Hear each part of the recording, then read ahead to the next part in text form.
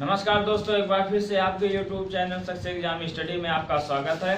आशा करते हैं आप लोग अच्छे होंगे और पढ़ाई भी अच्छे कर रहे हैं। तो आज हम बात करने वाले हैं मेंसुरेशन, है ना। इससे पहले आपका सभी चैप्टर उधर से चाहे वर्ग टाइम है, नाव, धारा, ये सब पूरा हो गया। आज स्टार्ट करेंगे मेंसुरेशन। अब मेंसुरेशन में आपका है क्या, देखो आज आपका है मेंसुरेशन।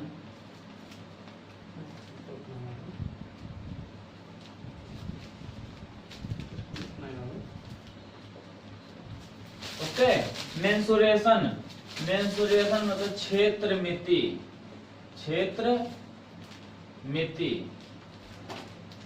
है ना, क्षेत्र मिति। अब मेंसुरेशन में आपका दो पार्ट बनेगा, दो पार्ट हमें पढ़ना पड़ेगा। एक आपका है 2D और दूसरा आपका है 3D, है ना। देखो आपका एक है 2D और एक है आपका 3D, है ना। 2D में हमें आप पढ़ना क्या है, परिमाप और आपका क्षेत्रफल। 2D में आपका है एरिया यानी क्षेत्रफल, है ना, क्षेत्रफल और परिमाप। ओके, और 3D क्या है, वॉल्यूम यानी आयतन हमें पढ़ना है, आयतन पढ़ना है। ओके, तो हमें 2D में क्षेत्रफल परिमाप पढ़ना है और 3D में हमें आयतन पढ़ना है। अब 2D में हमें पढ़ना क्या क्या है, देखो आपका आयत है, आयत, वर्ग, है ना, वृत्त, और वृत्त के बाद है आपका त्रिभुज। ओके, त्रिभुज, और आपका है चतुर्भुज है, और एक आपका है आयत हो गया, वर्ग हो गया, वृत्त हो गया, त्रिभुज हो गया और चतुर्भुज हो गया। ओके, और इसी वृत्त में अर्धवृत्त भी है ना, अर्धवृत्त है। हमें इतना चीज आपका हमें 2D में पढ़ना है। और आपका 3D में क्या पढ़ना है, जैसे बेलन, है ना, बेलन है आपका, और शंकु है ना, शंकु, और आपका गोला है, और गोला के बाद आपका है घन, है ना, और आपका घनाभ है। क्लियर हो गया। ये हमें आपका ये 2D में पढ़ना है, ये आपका 3D में पढ़ना है। और हम आपको 2D में मतलब आपका आयत जैसा है, वर्ग हो गया, वृत्त हो गया, त्रिभुज हो गया, चतुर्भुज हो गया, हम एक एक करके आपको एक एक हेडिंग करके क्लियर करेंगे। एक एक पहले आपको हम समझा दिया, यानी जैसे आयत जो मिला के पूछता। अब आयत में आप बात जान लीजिए, आयत का एक मिश्रण यानी जो मिला के पूछा जाता है, जैसे आयत और वर्ग से पूछ लेता है। यानी जैसे मान लो कोई आयत बना है और इसी में बताओ, इसी में वर्ग में जैसे फिर आगे है, यानी इसमें नहीं, वर्ग में नहीं, ये आपका आयत और वृत्त पूछा जाता है। सॉरी, आपका आयत वृत्त में पूछा जाए, आयत के अंदर कोई वृत्त है ना, इसी के अंदर बना, ये भी मिश्रण करके जो पूछा जाता है, तो हम ये भी पढ़ेंगे। और वर्ग है ना, और बताओ वर्ग और वृत्त भी पूछा जाता है, वर्ग और वृत्त का भी होता है, ये भी पूछ लेता है। तो ये सब एक एक पहले हम आपको बता देते कि आयत क्या है, वर्ग क्या है, वृत्त क्या है, और आपका त्रिभुज क्या है ना, और चतुर्भुज क्या है, हम एक एक करके आपको क्लियर कर देंगे। और जैसे आयत बता दिए, आयत और वर्ग और वृत्त बता देंगे, कैसे क्वेश्चन आता है हम आपको बता देंगे। तो सबसे पहले आप हेडिंग डालिए, है ना, आयत डाल दीजिए, है ना, रेक्टेंगल। ओके, आयत आपका हेडिंग है आयत। क्लियर हो गया। अब देखते हैं आयत, चलो इसको मिटा देते, इतना आपको इतना ये सब पढ़ना है। अब आयत क्या है, देखो आयत है, ये देखो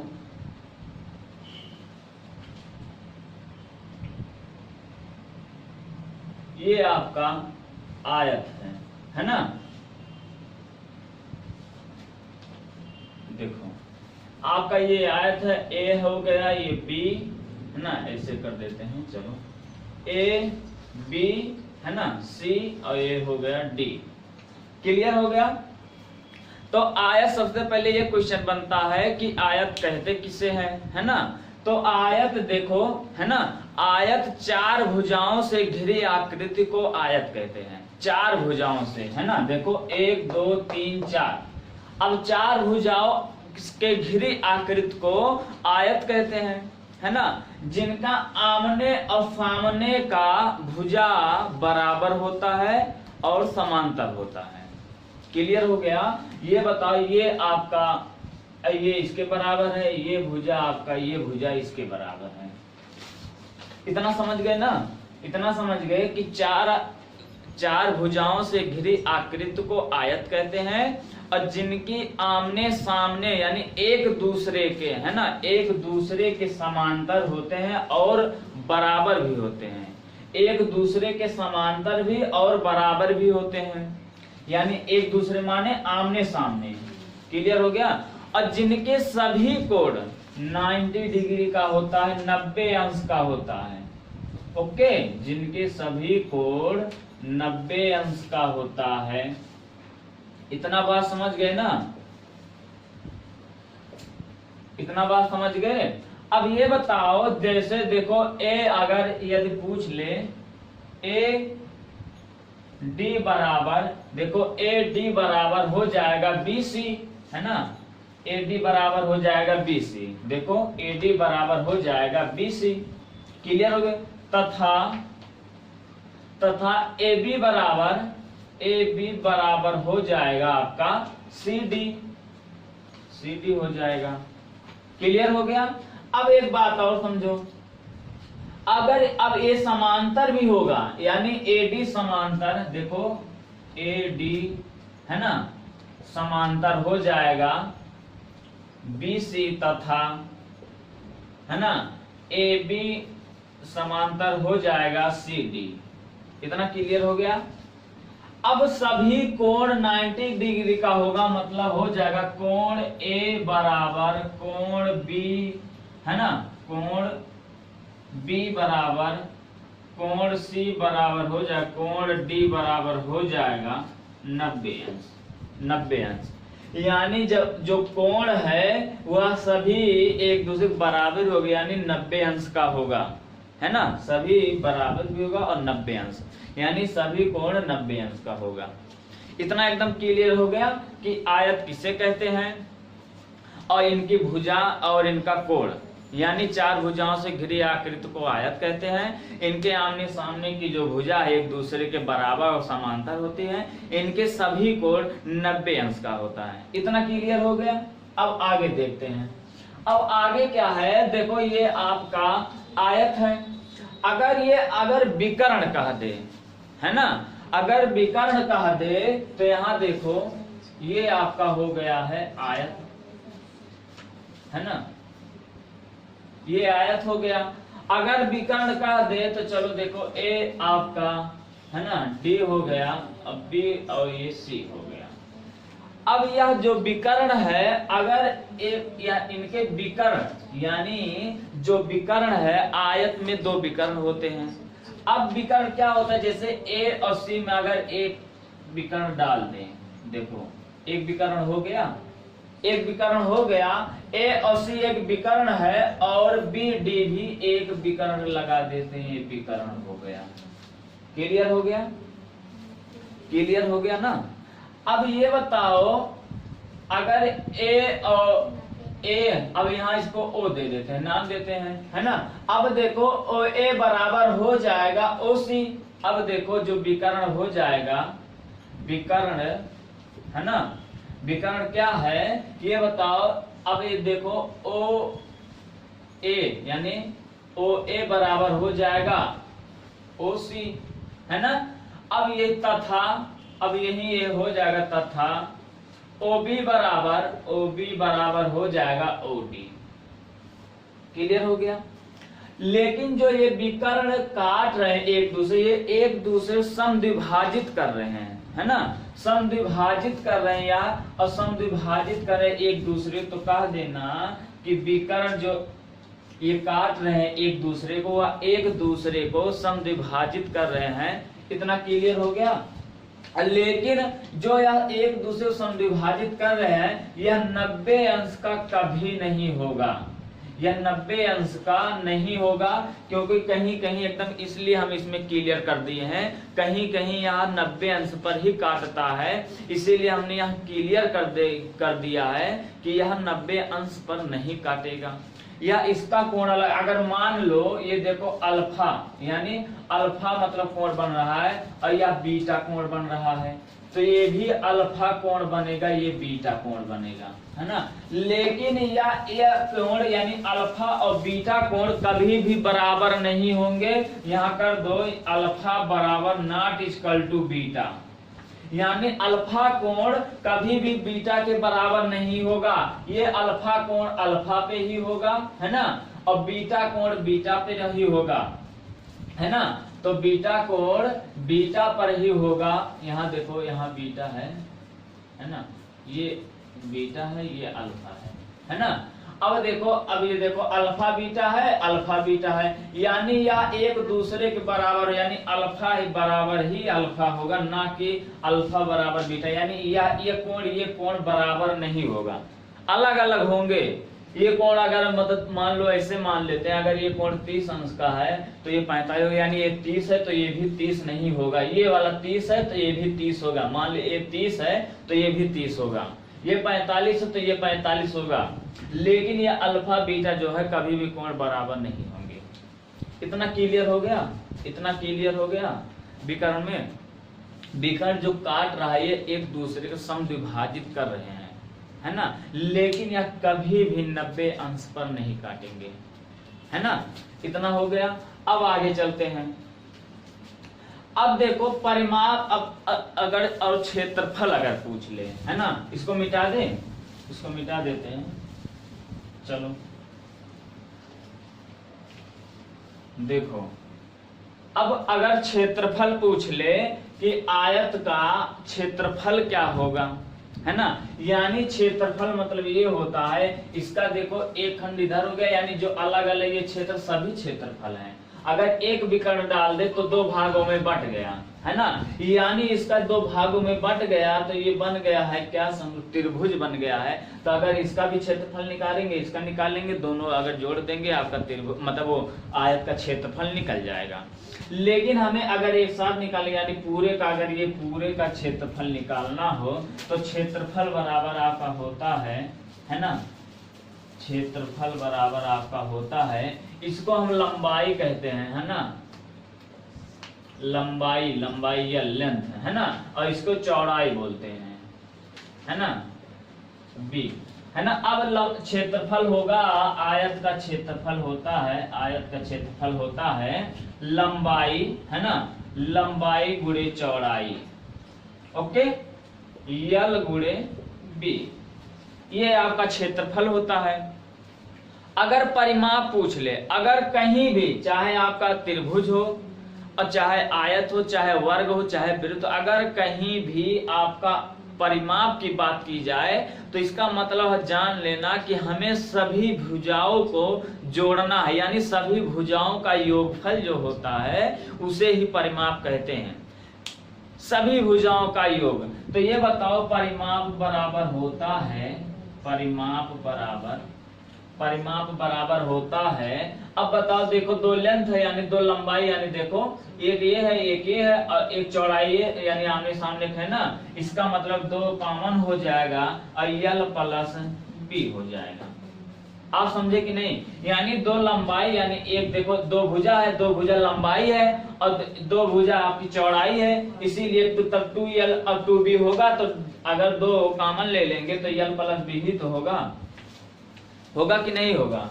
परिमाप हो गया, क्षेत्रफल हो गया, है ना। अब आगे देखते हैं। अब देखो क्या होता है अगर विकर्ण हो जाए, अगर विकर्ण पूछ ले तो ये बताओ विकर्ण बराबर हो जाएगा, विकर्ण अगर एक, इसमें देखो ऐसे ही समझ लो, देखो अगर इसमें एक विकर्ण डाल दें, यानी एक विकर्ण हो गया तो दो विकर्ण भी होगा। तो विकर्ण बराबर होता है यानी लंबाई है और प्लस आपकी चौड़ाई भी है ना।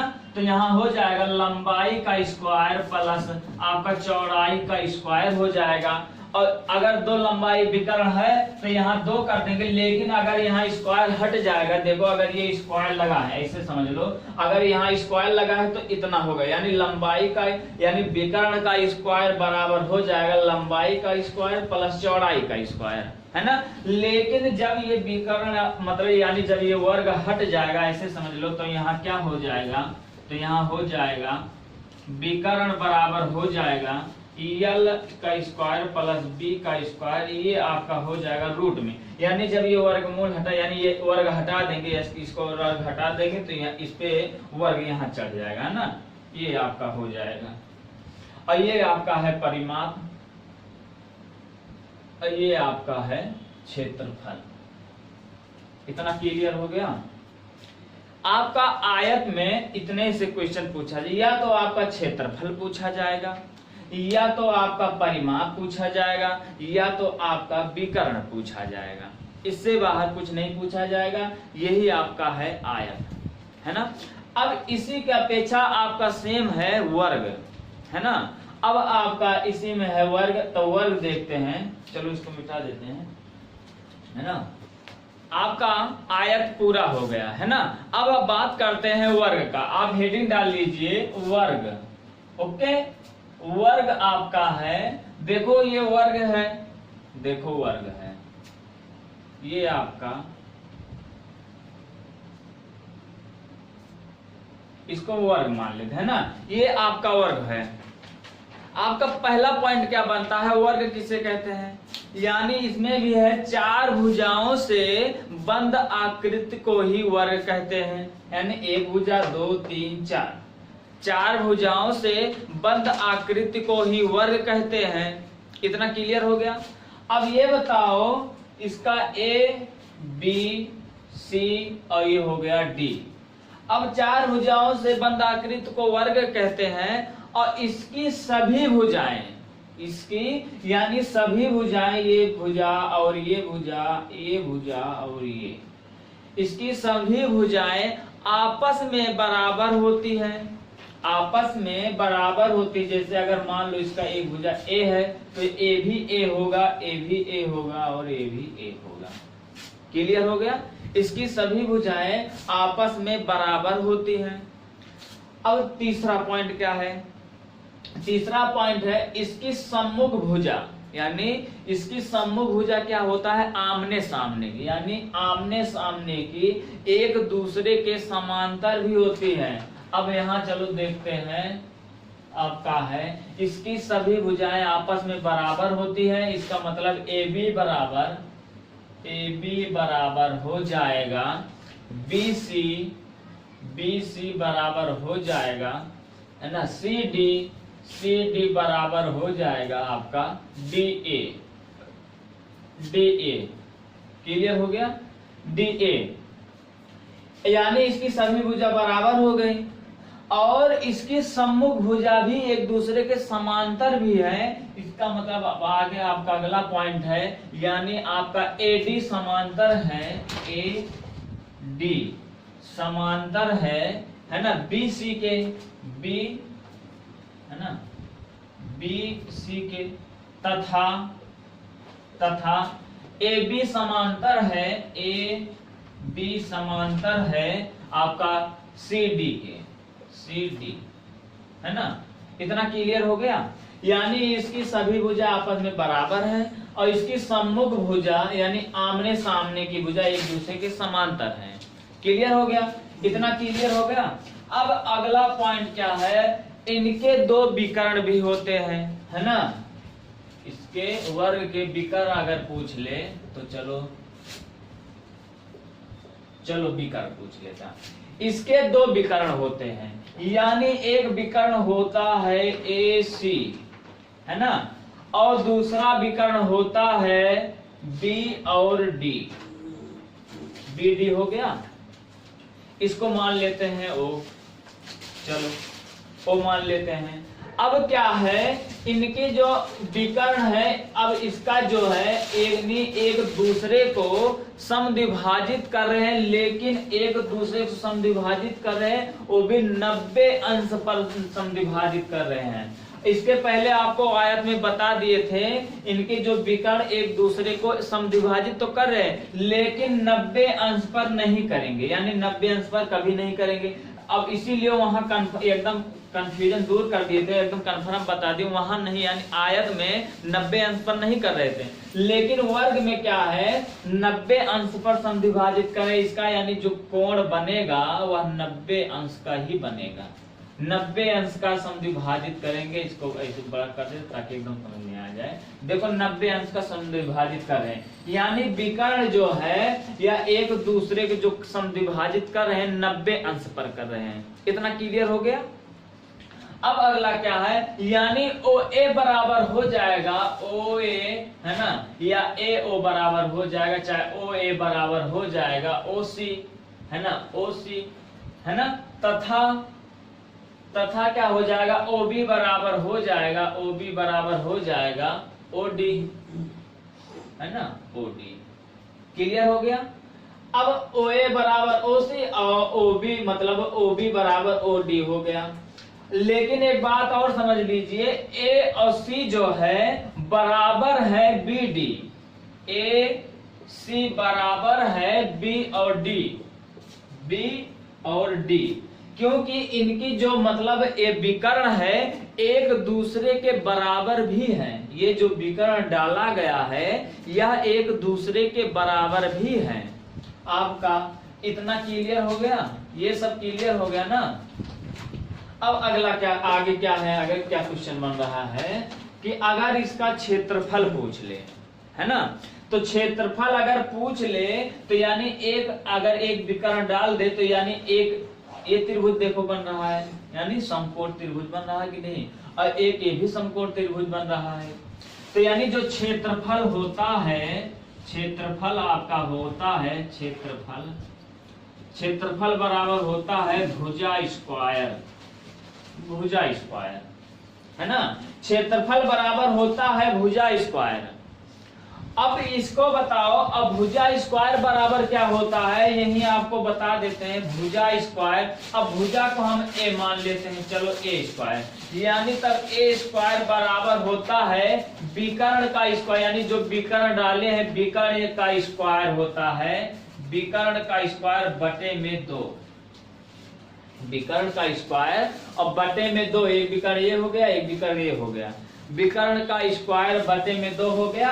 अब ये बताओ, अगर ये स्क्वायर हटा देंगे तो ए बराबर आपका हो जाएगा, ये वाला इसमें लग जाएगा, यानी डी स्क्वायर बटे में 2 और पूरे का वर्ग में लग जाएगा, वर्गमूल हो जाए, यानी वर्ग हो जाएगा। अब ये बताओ, जब वर्ग निकालेंगे तो यानी यहाँ हो जाएगा ए बराबर आपका, यहाँ देखो ए बराबर हो जाएगा डी बटे में 2 का, यहाँ देखो रूट में लग जाएगा, है ना।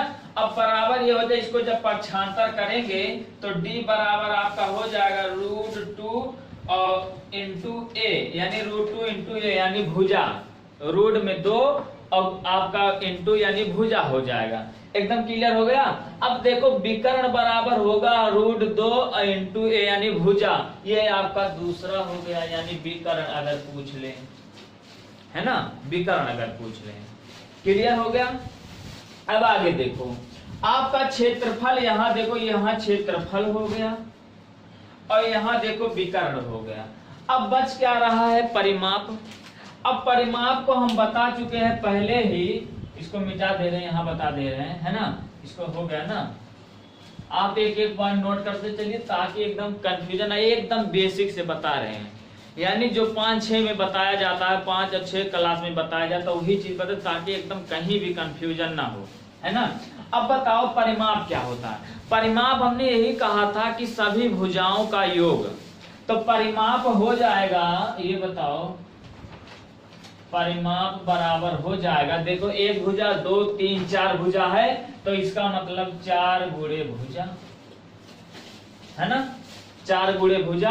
अब बताओ, आपका परिमाप भी हो गया, क्षेत्रफल भी हो गया, विकर्ण भी हो गया। अब विकर्ण ये है, क्षेत्रफल ये है, परिमाप ये है ना। अब ये भी आप ज्ञात कर लीजिए, यानी भुजा स्क्वायर बराबर होता है डी का, यानी विकर्ण का स्क्वायर बटे में 2, है ना। तो भुजा बराबर होता है डी, यानी विकर्ण का स्क्वायर बटे में 2, पूरे का रूट, ये सब भी पूछा जाता है। तो पक्षांतर करके हल करके इतना ले आए हैं। और एक नोट करके लिख लीजिए, है ना, नोट करके लिख लीजिए, वर्ग का विकर्ण है, यानी जो वर्ग का विकर्ण, नोट करके लिए, वर्ग का विकर्ण जो होता है वो भुजा का √2 गुना होता है। वर्ग का विकर्ण, वर्ग का विकर्ण, है ना, भुजा का √2 गुना होता है, गुना होता है। कहीं कहीं ये लैंग्वेज में भी पूछ लेता है कि वर्ग का विकर्ण भुजा का कितना गुना होता है, √2 गुना होता है। देखो यहाँ निकाल भी दिए है ना, यहाँ देखो सॉल्व भी कर दिए। देखो डी बराबर, यानी विकर्ण बराबर है भुजा का √2 गुना है कि नहीं है, देखो √2 गुना है, ये आपको सॉल्व भी करके बता दिए हैं। क्लियर हो गया, इतना क्लियर हो गया। तो वर्ग जो है आपका इतना ही पूछा जाएगा, तो चाहे परिमाप पूछा जाएगा और चाहे आपका क्षेत्रफल पूछा जाएगा या तो विकर्ण पूछा जाएगा, है ना। 2D में आपका आयतन नहीं होता है। इतना क्लियर हो गया। अब बात करते हैं वृत्त। अब जब आपको वृत्त बता देंगे तो हम आपका आयत, वर्ग और वृत्त यानी पहले इस पे क्वेश्चन करवा देंगे ताकि एकदम क्लियर हो जाए। अगर जब आप क्वेश्चन लगाएंगे तो एकदम क्लियर हो जाए, फिर आगे बढ़ेंगे, है ना। तो चलो बात करते हैं अब वृत्त क्या है। हेडिंग डाल लीजिए वृत्त, है ना, वृत्त।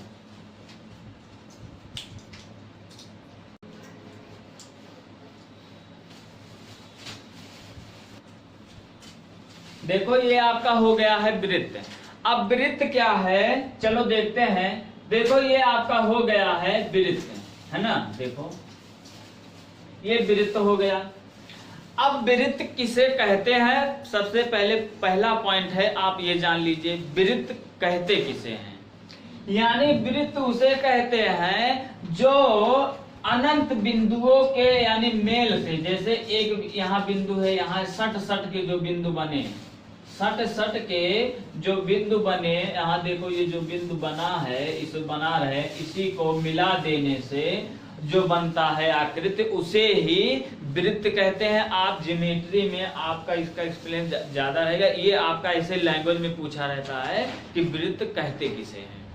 तो अनंत बिंदुओं से, यानी देखो यहाँ बिंदु है, यहाँ बिंदु है, यहाँ बिंदु सब है ना। अब इसी को जब मिला देंगे, इसी को जब मिला दिए, है ना, इसी को जब मिला दिए, इसे ही वृत्त कहते हैं। क्लियर हो गया, इसे ही वृत्त कहते हैं। थोड़ा और गोला कर देते हैं, यहाँ देखो ये हो गया, है ना। अब बताओ ये हो गया वृत्त, यानी अनंत बिंदुओं से, अनंत बिंदुओं की बनी आकृति, अनंत बिंदुओं के से बनी आकृति को ही वृत्त कहते हैं। इतना क्लियर हो गया, इतना क्लियर हो गया। अब बताओ दूसरा पॉइंट क्या है। अगर कोई, यानी इसको परिधि बोलते हैं, आप इसको परिधि बोलते हैं, आप सब लिखते रहिए ताकि क्लियर होता जाए। इसे परिधि कहते हैं। और बीच वाली जो सेंटर, यानी इसको हम मान लेते हैं ओ, यानी इसको केंद्र कहते हैं, इसको केंद्र कहते हैं, सेंटर, है ना, सेंटर केंद्र कहते हैं, है ना।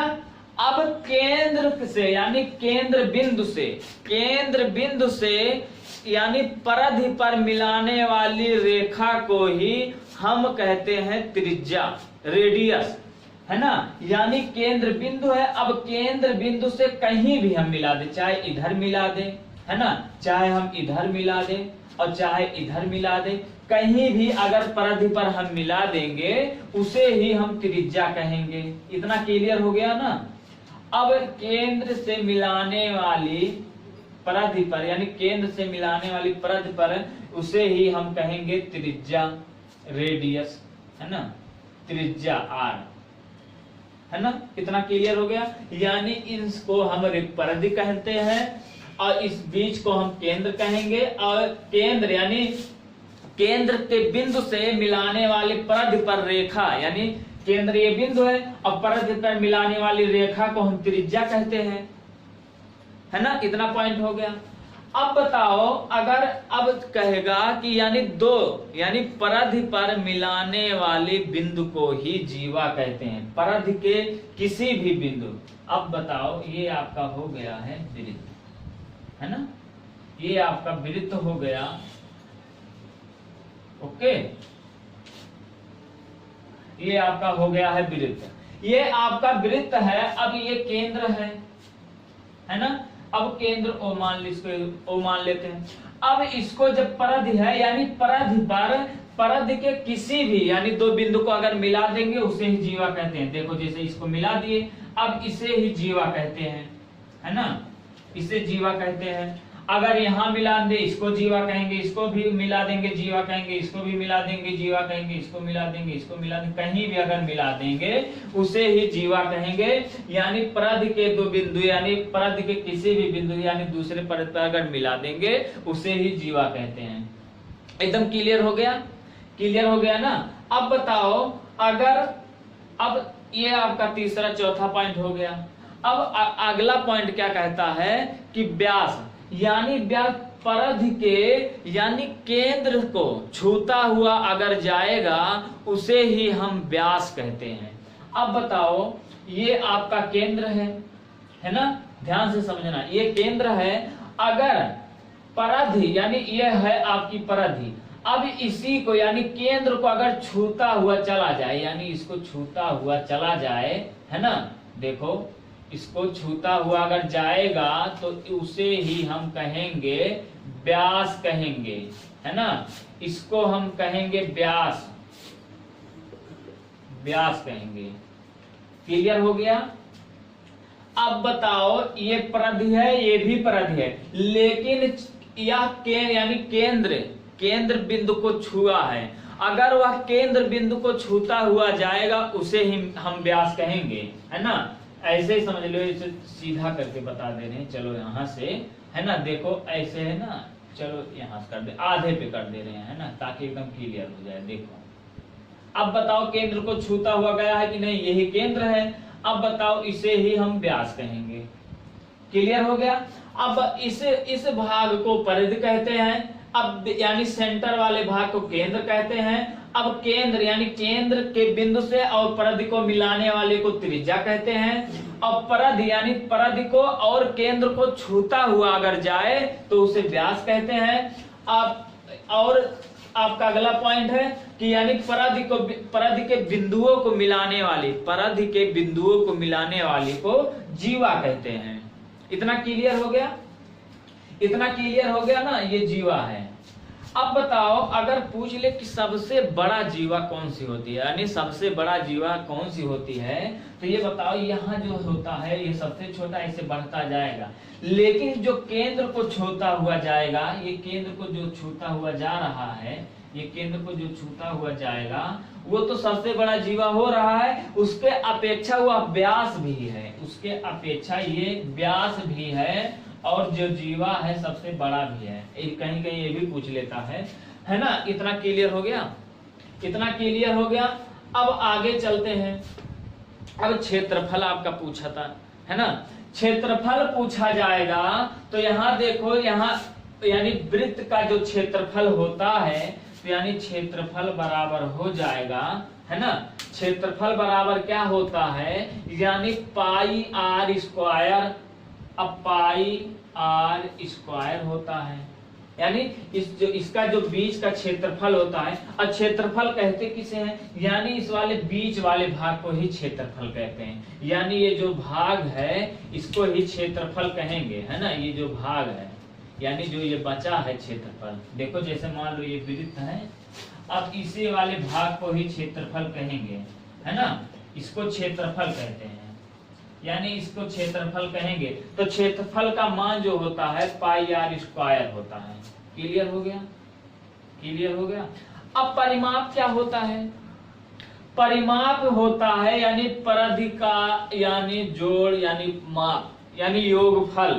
तो परिमाप यानी परिधि, परिधि चाहे कहो परिमाप, तो परिधि बराबर होता है 2 पाई आर, 2 पाई आर, क्योंकि इसका यानी ये आधा वृत्त है, इसका पाई आर हो रहा है, इसका पाई आर हो, जब जोड़ देंगे तो 2 पाई आर हो गया, है ना।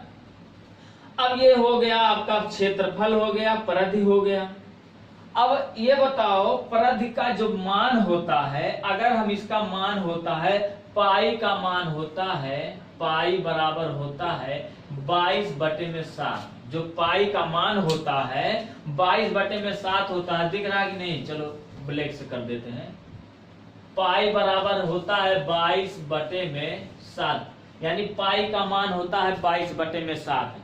तो ये बताओ 2 है ना, परिधि बराबर तब हो जाएगा,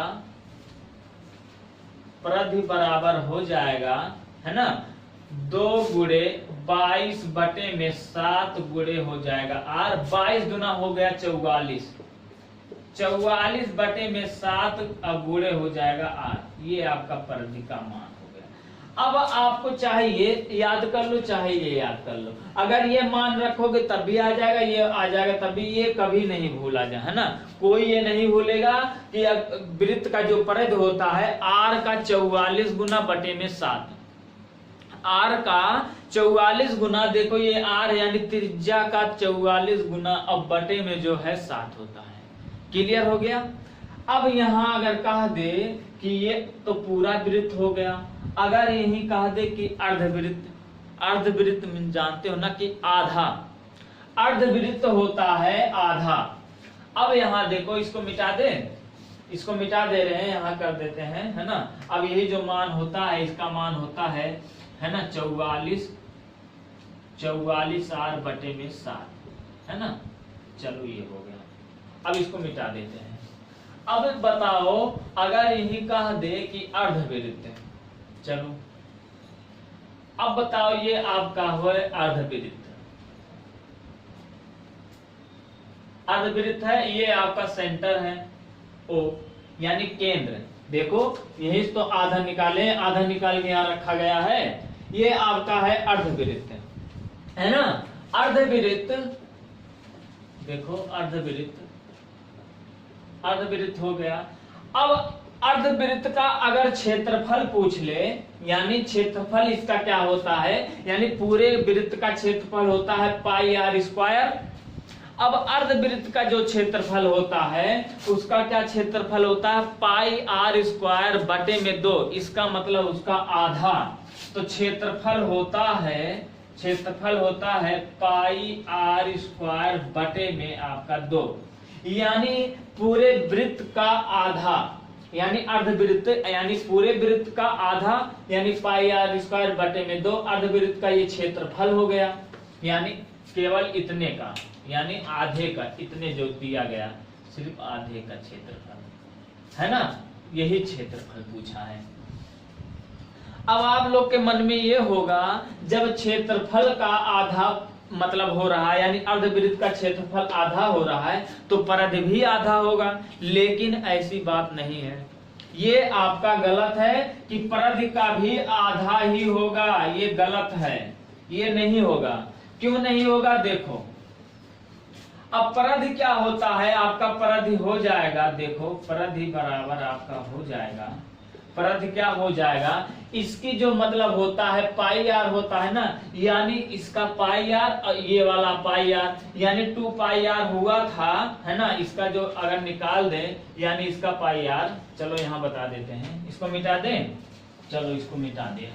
देखो देखो इसका मान जो होता है आधे का मान होता है पाई आर, यानी परिधि का जो होता है, परिधि का जो होता है इसका पाई आर होता है, पाई आर, और इसके आधे का मान होता है पाई आर, है ना। तो बराबर हो जाएगा, देखो पाई आर यहाँ हो गया था 2 पाई आर, 2 पाई आर यही होता है पूरे वृत्त का, यानी जब आधे वृत्त का हुआ तो इसका मतलब यहाँ हो गया है पाई आर, यानी इतने का मान पाई आर। फिर उसके बाद आधा रेडियस में आ गए ना, यानी ये केंद्र हो गया, आधे से कटा है, तो ये बताओ इसका आर है, ये भी आर है, यानी ये व्यास है ना, इतने पूरा व्यास, यानी ये त्रिज्या है, ये भी त्रिज्या है, तो इसका मतलब प्लस आर हो जाएगा, यहाँ भी प्लस आर हो जाएगा।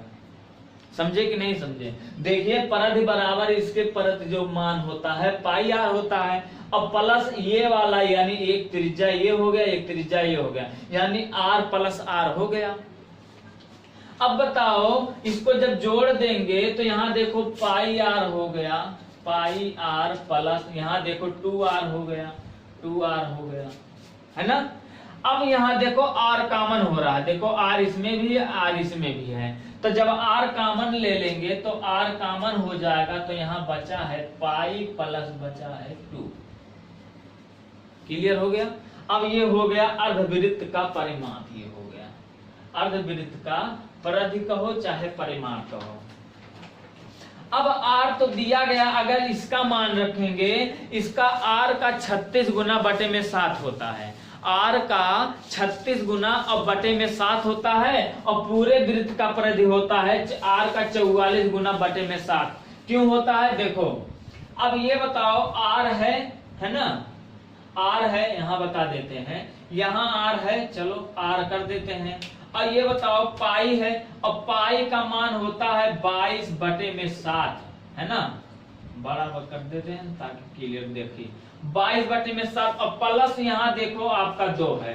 अब देखो 7 दूना 14 हो गया, और 14 और 22 होता है 36, तो 36 और यहाँ देखो r गुना है बटे में 7, बस ये याद कर लो, याद कर लो, यही आपका हो गया। अब देखो यहाँ कर देते हैं, दिख रहा है कि नहीं दिख रहा है, यहाँ कर देते हैं, तो 36 r और बटे में 7, ये आपका हो गया अर्धवृत्त का परिधि हो गया, है ना, ये परिधि हो गया अर्धवृत्त का। अब ये देखो यही आप सॉल्व कर देंगे। देखो अब अगर पूछेगा कि परिधि का यानी वृत्त की परिधि जो होता है 44, यानी r का 44 गुना बटे में 7, और अर्धवृत्त की जो परिधि होता है r का 36 गुना बटे में 7। क्लियर हो गया? इतना क्लियर हो गया? तो बस वृत्त आपका इतना ही, इससे इतना पूछा जाता है। अब वृत्त के बाद क्या है आपका त्रिज्य खंड जो होता है, जो चाप होता है ना, तो इसको भी बता दे, नहीं कहो तो बाद में बताएं, और नहीं चलो इसी में बता देते हैं, है ना, क्योंकि सवाल जो है पूछा जाता है त्रिज्य खंड और आपका चाप। अब त्रिज्य खंड क्या होता है, चाप क्या होता है, वो आपको बता देते हैं। चलो इसको मिटा देते हैं, है ना, इसका क्लियर हो गया ना, एकदम क्लियर हो गया। अब आगे चलते हैं, चलो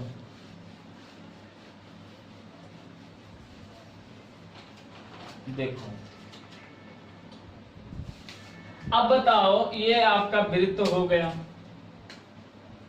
ये आपका वृत्त हो गया। अब बताओ ये वृत्त हो गया, अगर कह दे चाप, अब चाप ए बी यानी चाप पूछ ले, चाप, अब ये तो केंद्र हो गया, है ना, ये केंद्र हो गया।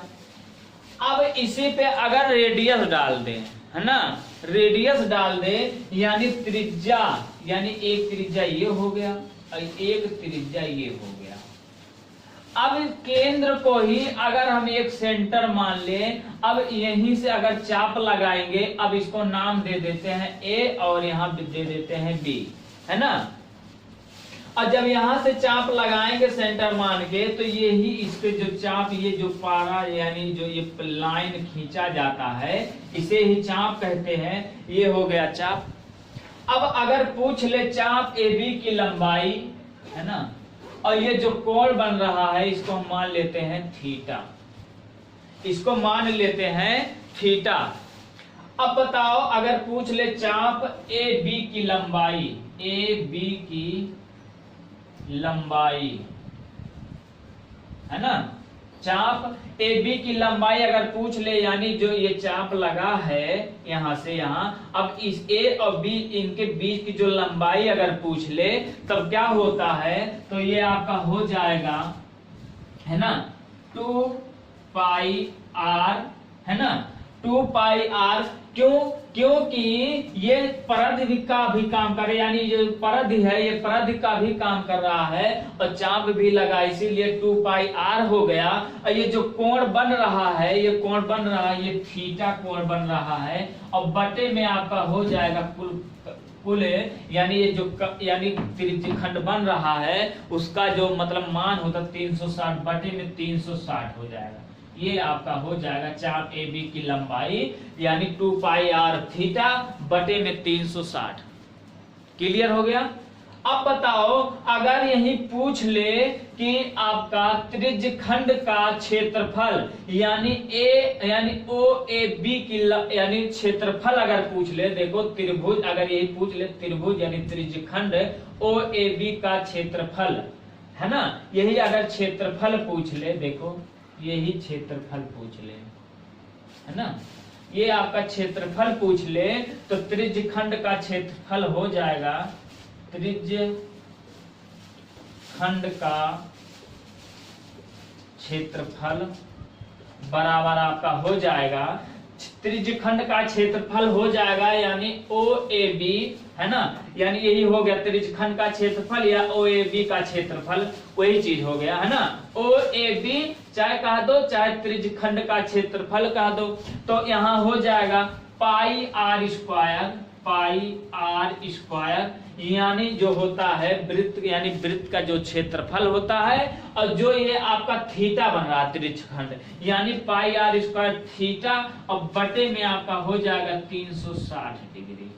ये आपका हो गया है त्रिज्यखंड का क्षेत्रफल। बस इतना ही इसमें पूछा जाता है, या तो पूछा जाएगा ए बी की लंबाई पूछा जाएगा और या तो पूछा जाएगा त्रिज्यखंड का क्षेत्रफल या तो क्षेत्रफल पूछा जाएगा। कितना क्लियर हो गया? अब हम इस पे वृत्त आपका हो गया, वृत्त में त्रिज्यखंड हो गया है और आपका आयत हो गया है और आपका वर्ग हो गया है। और एक इसमें और पूछ लेता है, देखो एक क्वेश्चन तो अभी एक पॉइंट इसमें और बचा है। देखो अगर पूछ ले वृत्ताकार वलय का क्षेत्रफल यानी परिधि पूछ ले, या देखो चाहे देखो जैसे कैसे वृत्ताकार वलय है ना, एक पॉइंट ये है वृत्ताकार वलय का क्षेत्रफल। अब बताओ आप लोग सोच रहे वृत्ताकार वलय क्या होता है, यानी जो बड़ी वृत्त और उसमें एक छोटी भी वृत्त रहे, है ना। जैसे मान लो एक वृत्त है, एक वृत्त है। अब बताओ ये एक वृत्त है, इसी में एक वृत्त और छोटा भी वृत्त रहे, है ना। अब बताओ इसका एक वलय हो गया, यानी जो वलय रहता है जो शेप बना रहता है 3D में, है ना। तो ये बताओ अब इसका मान लेते हैं ये आपका एक ये सेंटर है कि नहीं, केंद्र, ये केंद्र है। तो ये बताओ एक त्रिज्या ये हो गया, है ना, एक त्रिज्या ये हो गया। अब एक ये छोटा त्रिज्या हो गया, ये एक बड़ा त्रिज्या हो गया, यानी इसका भी जो क्षेत्रफल है और इसका भी क्षेत्रफल है, यानी जो बचा है इतने का क्षेत्रफल और इसका क्षेत्रफल। तो इसको हम मान लेते हैं स्मॉल आर, इसको मान लेते हैं कैपिटल आर।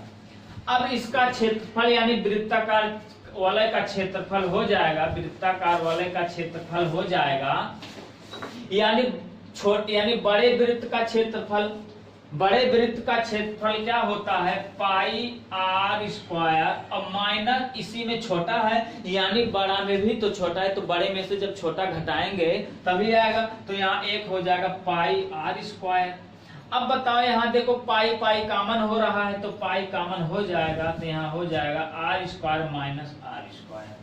ये आपका वृत्ताकार वलय का क्षेत्रफल है। यही आपका अगर वृत्त है आपका समाप्त हो गया, इससे बाहर वृत्त में पूछा नहीं जाता है ना। वृत्त में आपका वृत्त पूछा जाएगा, अर्धवृत्त पूछा जाएगा, त्रिज्यखंड पूछा जाएगा, त्रिज्य का यानी चाप पूछा जाएगा और आपका वृत्ताकार वलय का क्षेत्रफल पूछा जाता है। अब आपका हो गया है वृत्त कंप्लीट हो गया, आयत हो गया और वर्ग हो गया। अब इस पे करवा देते हैं क्वेश्चन, है ना, कुछ क्वेश्चन करवा देते हैं ताकि एकदम क्लियर हो जाए। हम एक एक खंड करके पढ़ेंगे, कहीं भी कंफ्यूजन नहीं होना चाहिए, है ना। अब चलो देखते हैं क्वेश्चन, है ना, इसको मिटा देते हैं। देखो देखो क्वेश्चन नंबर आपका फर्स्ट है, कहा है एक आयत की लंबाई और चौड़ाई का अनुपात 5:3 है। लंबाई और चौड़ाई का अनुपात 5:3 है। कहा है इस, है ना, इसका क्षेत्रफल, यानी इसका मिला के देते हैं, इसका क्षेत्रफल जो है 240 वर्ग सेंटीमीटर है। तो आयत के परिमाप की गणना कीजिए, यानी आयत के परिमाप हमें ज्ञात करना है। तो आप लोग को जानते हैं, यहाँ देखो आपका सॉल्यूशन हो जाएगा, एकदम क्लियर सब बता दिए हैं। देखो फिगर से बता दें, चलो देखो ये आपका हो गया है आयत, है ना, ये आयत हो गया। अब बताओ लंबाई, यानी ये लंबाई 5 है और चौड़ाई 3, यानी हम इसको 5x मान लेते हैं, ये भी 5x, इसको 3x मान लेते हैं, ये भी 3x है। क्लियर हो गया। अब कहा है क्षेत्रफल जो है 200, यानी ये क्षेत्रफल है, ये सेंटीमीटर यानी सेंटीमीटर स्क्वायर है, वर्ग सेंटीमीटर है ना। अब दिया गया है, अब कहा है आयत हमें ज्ञात करना है, सॉरी आयत का परिमाप हमें ज्ञात करना है। तो ये बताओ क्षेत्रफल बराबर क्या होता है? क्षेत्रफल बराबर होता है यल गुणे बी, यानी लंबाई गुणे चौड़ाई। तो क्षेत्रफल हमें दिया गया है 240 बराबर लंबाई दिया गया है 5x गुणे 3x, है ना। और 5 3 15, तो यहाँ हो गया है 15x स्क्वायर बराबर आपका हो जाएगा 240, है ना। तो यहाँ देखो, तो x स्क्वायर बराबर हो जाएगा 15 75 कर दे रहे हैं, 240 बटे में 15, है ना। 15 देखो चाहे कर देते हैं, 5 3 5 15 और 3 8 24 कट गया।